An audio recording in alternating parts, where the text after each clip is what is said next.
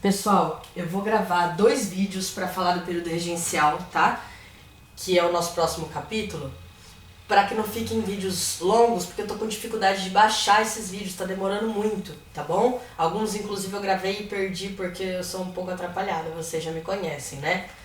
Esse primeiro vídeo sobre o período regencial, então, vai nos dar um norte de como as coisas funcionaram, e aí depois eu vou trazer o próximo vídeo com as revoltas regenciais que ocorreram, tá? Nós sabemos que o período regencial vai da renúncia de Dom Pedro I em abril de 1831 até 1840, quando aplicam um golpe chamado Golpe da Maioridade, colocando aos 14 anos de idade Dom Pedro II no poder. A gente vai chegar lá, vai falar sobre isso, tá? Nesse primeiro vídeo, eu quero que fique claro para nós que a nossa Constituição de 1824 é a Constituição que estará em vigência, que estará valendo durante o chamado período regencial. Por que período regencial? Porque nós teremos regentes governando em nome de Dom Pedro II, que quando o pai renunciou em 1831, tinha apenas 5 anos. Bom, essa Constituição de 1824 previa que o herdeiro do trono era considerado menor de idade até os 18 anos.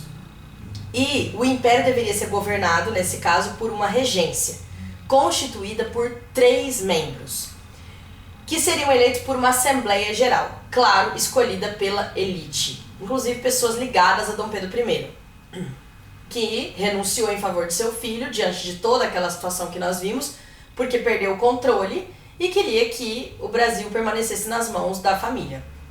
A regência provisória, que vai mais ou menos ali de abril a junho de 1831, vai ser composta por 3 membros, 2 senadores e 1 general. Depois, a eleição feita, uma regência trina permanente, né, que vai ficar até mais ou menos final de 1834, quando teremos uma mudança. Um dos grandes problemas era com relação ao exército brasileiro, porque a grande maioria dos soldados era da população pobre, que recebia soldos, salários miseráveis, o que causava inúmeras revoltas e rebeliões. Porém, cargos oficiais mais altos eram ainda preenchidos por militares portugueses. Diante dessa situação e desse incômodo, em 1831 ainda, que foi o ano da renúncia, que começou o período regencial, eles criaram uma guarda nacional. Eles quem? Os regentes que ficaram no lugar de Dom Pedro I. Essa guarda nacional seria composta por brasileiros que tivessem direito a voto, e só tinha direito a voto quem tinha uma renda mínima, portanto, os ricos, e eles ficariam encarregados de manter a ordem nas cidades. Então, havia o exército e passou a ter também a guarda nacional. Em agosto de 1834, a Constituição de 1824 foi modificada porque teve um ato adicional. Colocaram algo a mais nessa Constituição, como se fosse um adendo, um remendo, entre aspas.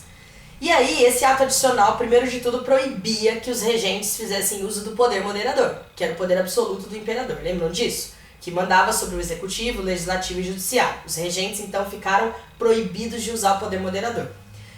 Teria, a partir desse ato adicional de 1824, maior autonomia, maior poder para as províncias, que são os estados. Naquela época se falavam províncias. O que causou muitas brigas e disputas políticas pelo poder dentro dessas províncias, que será tema do nosso próximo vídeo, continuando esse capítulo do período regencial.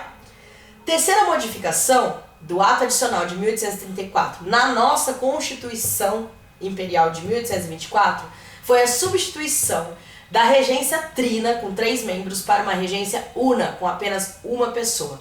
O primeiro regente uno foi o padre Antônio Feijó, que acabou sendo substituído, renunciou por diversas questões que a gente vai ver nas revoltas regenciais, e aí ele é substituído por um conservador chamado Araújo Lima, que também vai trazer um problema imenso, porque nós temos grupos políticos que se dividem dentro do Brasil.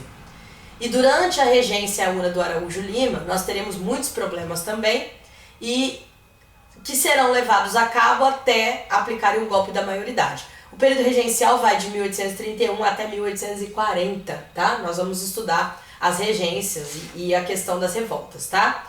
Haviam disputas entre grupos políticos dentro do período regencial. Logo no início já tinha, assim, nitidamente essa divisão.